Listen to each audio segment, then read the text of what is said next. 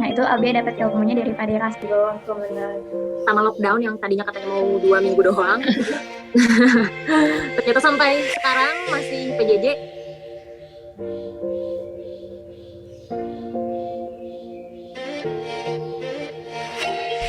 Capaian yang diperoleh dari hasil belajar peserta didik dalam jangka waktu tertentu berupa pemahaman, penerapan, daya analisis, dan evaluasi yang dinyatakan dalam bentuk angka atau simbol tertentu melalui penilaian yang dilakukan secara langsung oleh guru atau penyelenggara. Prestasi peserta didik bukan hanya berupa nilai rapor, indeks prestasi akademik, angka kelulusan, predikat lulus, namun juga prestasi yang didapatkan dari perlombaan-perlombaan, baik yang diselenggarakan oleh sekolah, swasta, maupun dinas. Di SICC, peserta didik sangat didukung oleh pihak sekolah dan orang tua. Hal tersebut dilakukan untuk mengasah kemampuan peserta didik agar memiliki daya juang, meningkatkan daya saing dengan peserta didik dari berbagai sekolah, melatih percaya diri, dan pastinya meningkatkan pemahaman di bidang lomba yang ia tekuni. Berbagai prestasi didapatkan oleh peserta didik SICC dari tahun ke tahun selalu meningkat baik dari segi kualitas maupun kuantitas. Assalamualaikum warahmatullahi wabarakatuh. Sobat Cendikia telah bergabung bersama kita di sini. Ada Albia Nazifa dari kelas 9D dan juga Ibu Syifa Alawiyah sebagai pembimbing dari Albia dalam perlombaan pentas PAI.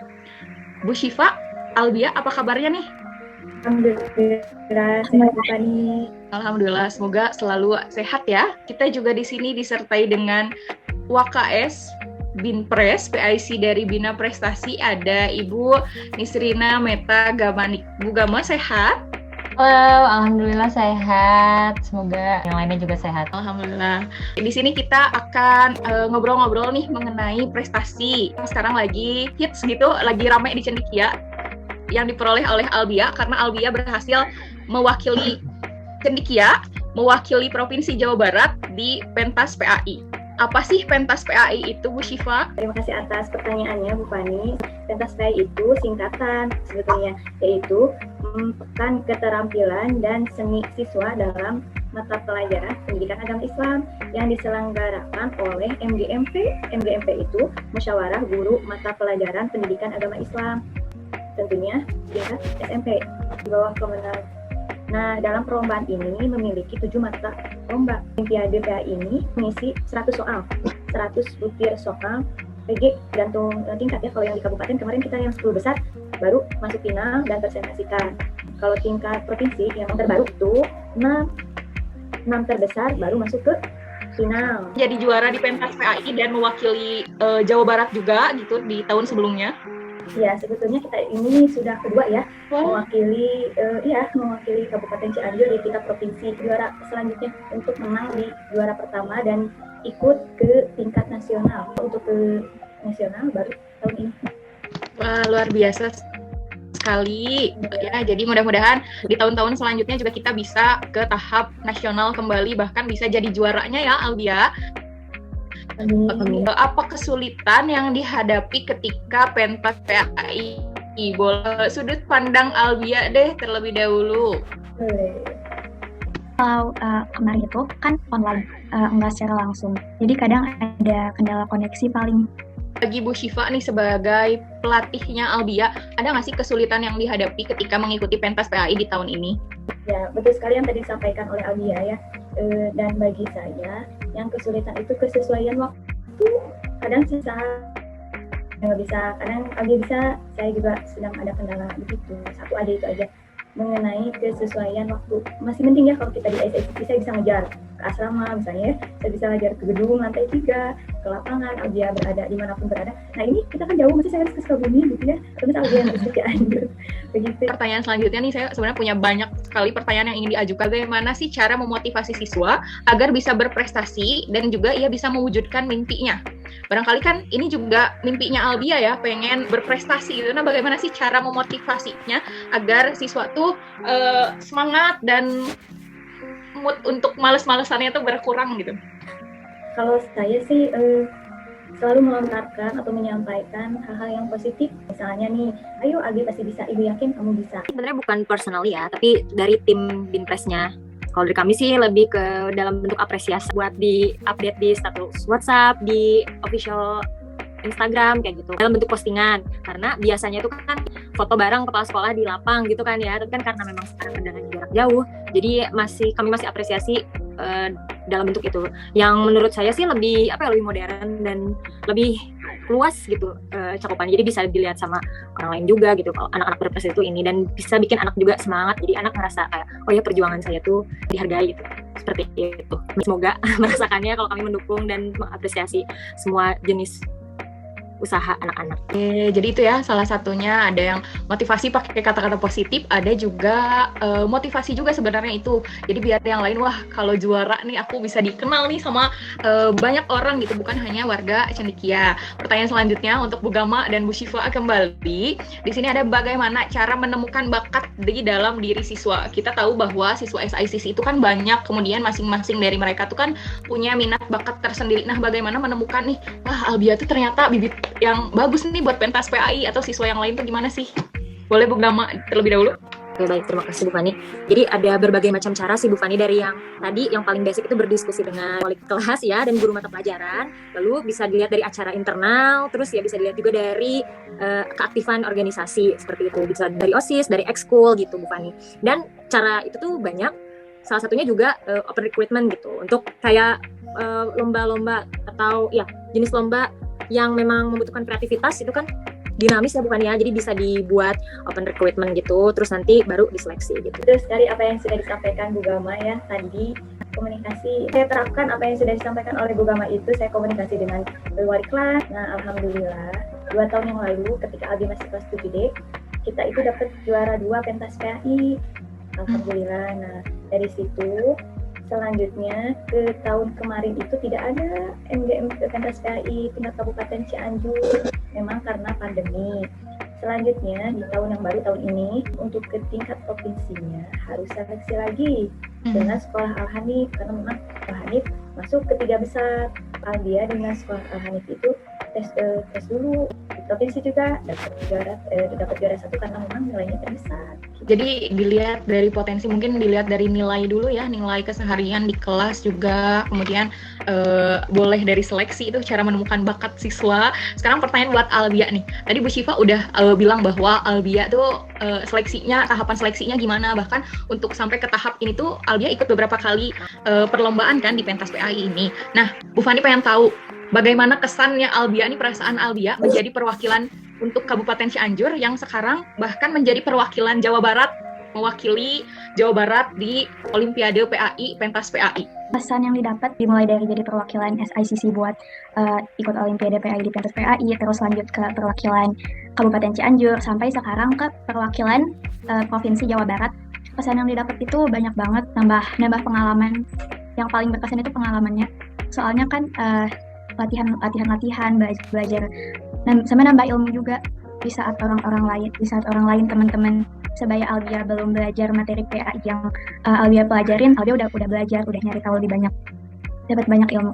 Nambah pengalaman. Kalau waktu itu pas offline, Albia sama teman-teman yang ikut pentas PAI pergi keluar sekolah buat lomba, itu dapat banyak pengalaman juga. Terus dapat apresiasi sama dukungan yang banyak dari guru-guru, dari teman-teman, dari keluarga juga. Pokoknya dapat banyak dukungan, itu berkesan banget buat Albia.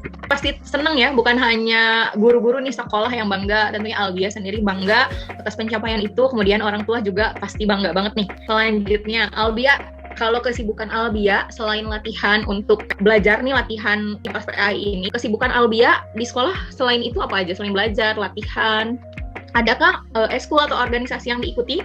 Eskul Albia ikut ke English Club, terus sama Arabic Club juga, soalnya Albia juga masuk ke kelas ke asrama bahasa Arab sekaligus kelas bahasa Arab. Terus kalau di organisasi, Albia masuk PMR, Irmas, sama OSIS. Kebetulan di OSIS juga menjabat sebagai ketua umum. Wah, luar biasa sekali menjadi ketua umum di OSIS. Barusan yang disebutin, wah banyak banget ya. Eskulnya banyak, organisasinya banyak. Tentunya saya tahu banget Albia juga prestasi di kelasnya bagus gitu. Sekarang ditambah lagi prestasi perlombaannya. Gimana cara membagi waktu dalam kegiatan belajar, organisasi, dan latihan untuk lomba?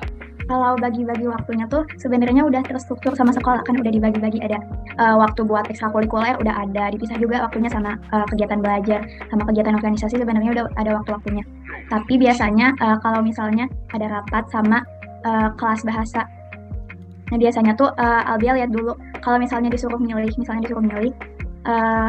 Albia bakal lihat posisi Albia di salah satu kegiatan itu, posisi Albia jadi apa. Kalau misalnya posisi Albia penting, Albia bakal pilih kegiatan itu.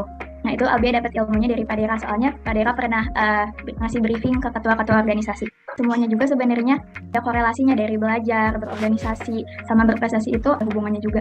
Dengan berprestasi, berorganisasi juga kita bisa belajar dari situ. Kalau bagi-bagi waktunya biasanya kan ada waktu-waktu deadline-nya. Kadang Albia kelompokin mana yang deadline-nya lebih cepat atau yang lebih penting. Biasanya kayak gitu, Ibu.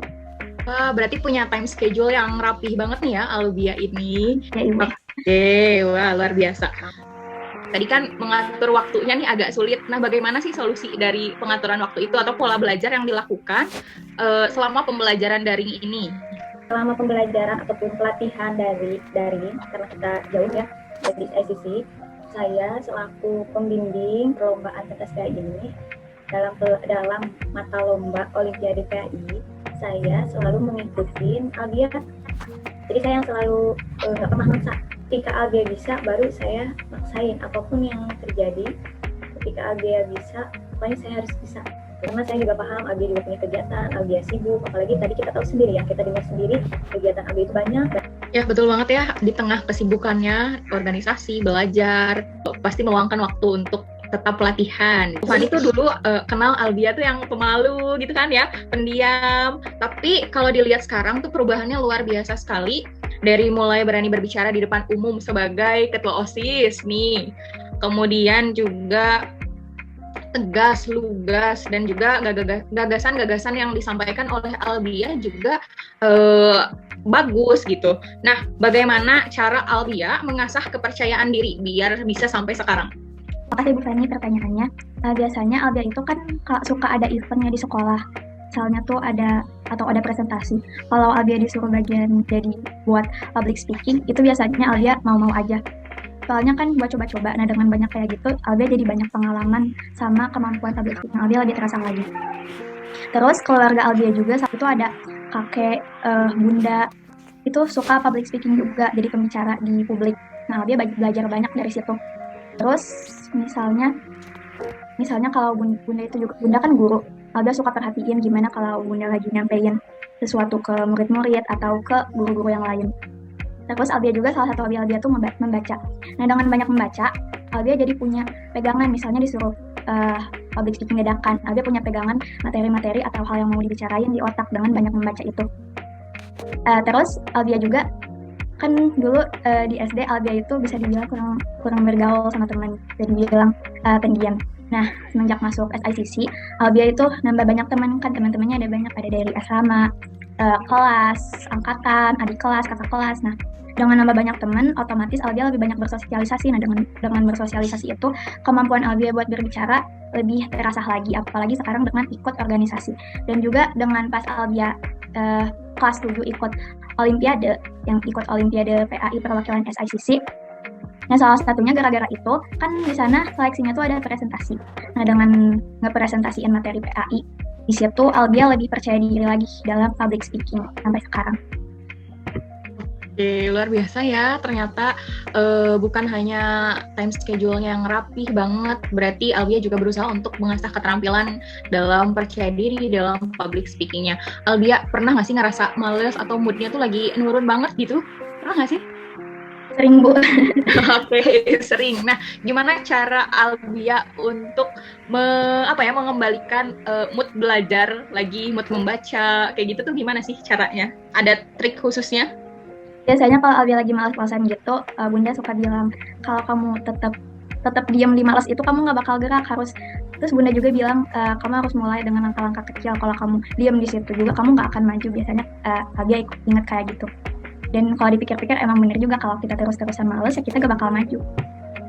Oke, betul sekali ya. Dimulai dari langkah-langkah kecil, kemudian menjadi langkah-langkah yang besar yang akhirnya kita bisa berlari bahkan mengejar orang lain gitu. Boleh nggak sih Bu Gama cerita, ada nggak sih kendala di Bina Prestasi ini ketika pandemi? Kan kalau awalnya sebelum pandemi kan kita perlombaan juga banyak yang diikuti, terus lebih mudah aja gitu, lebih banyak undangan. Ada nggak sih kendala dan bagaimana sih cara mengatasi kendala tersebut? Generally sebenarnya kendala itu pasti ada dan dirasakan oleh semua sekolah ya, nggak cuma SICC. Kalau saya perhatikan lebih ke beradaptasi gitu ya, bukan nih. Jadi beradaptasi dan lihat dulu kayak, oh ini ternyata lebih dari 50% jenis lomba itu nggak ada gitu. Karena kan selebihnya itu kayak ekskul, lomba-lomba yang butuh datang langsung, kayak lomba olahraga, atlet-atlet, itu susah kan kalau dilaksanakannya dengan lewat jarak jauh. Bahkan yang olimpiade aja tuh kayak baru ada tuh, baru beneran bisa teratasi atau bisa rapih tuh 6 bulan setelah kasus pertama COVID-19 bulan Maret waktu itu ya, Maret 2019 kan kita pertama lockdown yang tadinya katanya mau 2 minggu doang. Ternyata sampai sekarang masih PJJ, jadi kayak gitu, pasti ya butuh adaptasi. Nah, kalau kendala khusus dari SICC yang kayaknya sama seperti orang lain di latihannya sih, kayak harus pastiin anaknya mood, pastiin pelatihnya juga terjamin. Insya Allah kemarin setahun cukup buat adaptasi.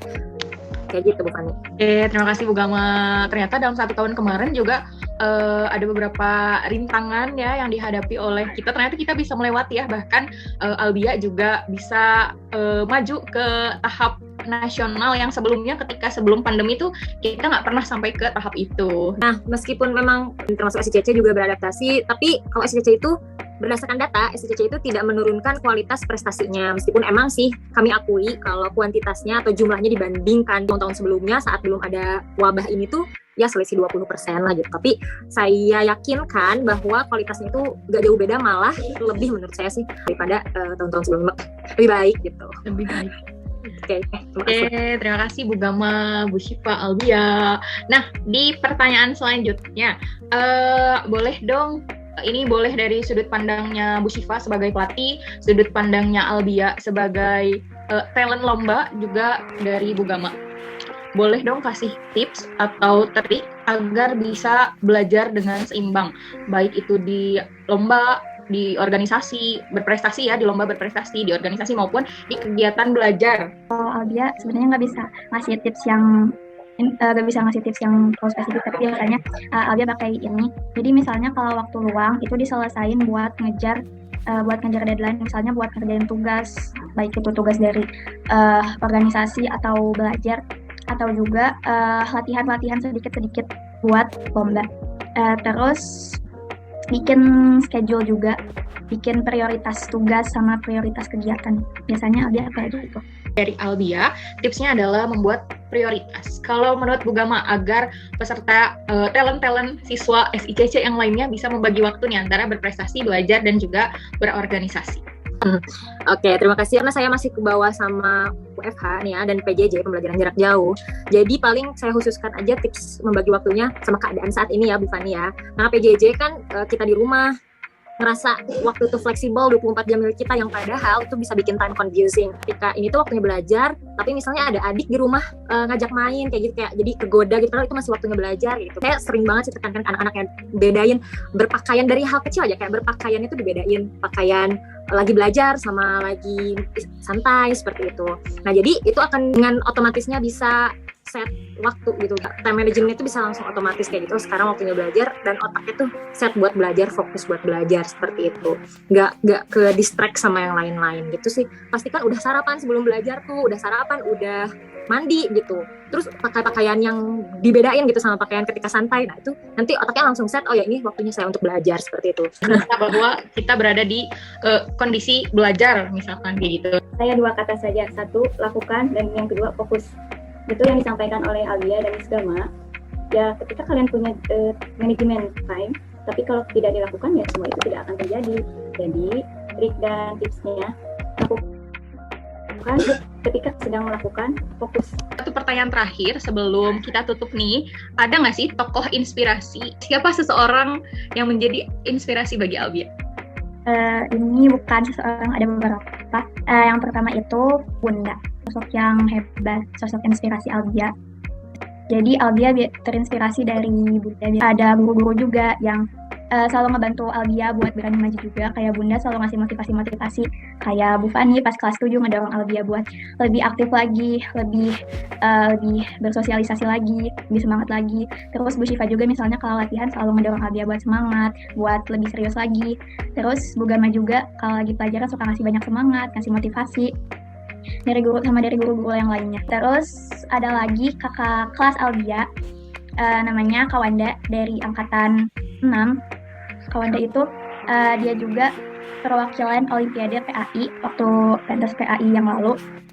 Waktu Olimpiade PAI, Kawanda juga ngasih materi-materi, ngajarin banyak hal ke Albia juga. Apa yang ingin Albia sampaikan untuk teman-teman? Mudah-mudahan teman-teman bisa juga mengikuti jejaknya Albia. Bukan buat teman-teman aja, tapi buat adik kelas. Kan sekarang Albia udah kelas 9 ya. Nah, apa sih pesannya? Misalnya Albia mau nyampein terima kasih buat teman-teman, terutama teman-teman terdekat Albia yang udah mendukung Albia, yang udah nemenin Albia sama nge-support Albia dari awal.